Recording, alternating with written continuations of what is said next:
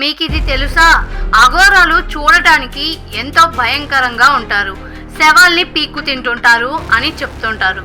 కానీ అఘోరాల గురించి ఇప్పటి వరకు ఎవరూ చెప్పని సీక్రెట్ మీకొకటి చెప్పనా?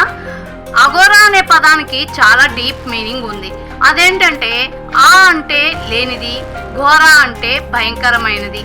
టోటల్గా అఘోరా అంటే భయంకరం కానిది లేదా శాంతమైనది అని అర్థం. ఈ ఫిలాసఫీ మన జీవితానికి సరైన అర్థాన్ని తెలియజేస్తుంది.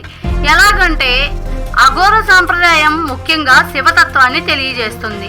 ఈ ప్రకారం చూసుకుంటే మానవ జీవితంలో ఉండే భయం, సాహసం, జీవితం, మరణం, మానవత్వం, దైవత్వం వీటన్నిటిని జయించడం. అందుకే అఘోరాలు భయానికి, బంధానికి అతీతంగా ఉంటారు. సమాజం భయపడే మృత్యువు, శ్మశానం, అంధకారం వంటి వాటిని వాళ్ళు భగవంతుని స్వరూపంగా భావిస్తారు. వాళ్ళు అలవాట్లు వింతగానే ఉండొచ్చు, కానీ వారి తత్వం మాత్రం మనకొక మెసేజ్ని అందిస్తుంది. ప్రతి ఒక్కరూ వాళ్ళ జీవితంలో భయాలను అధిగమిస్తే పరమాత్మని ఈజీగా చేరుకోవచ్చన్నదే వీళ్ళ ఉద్దేశం.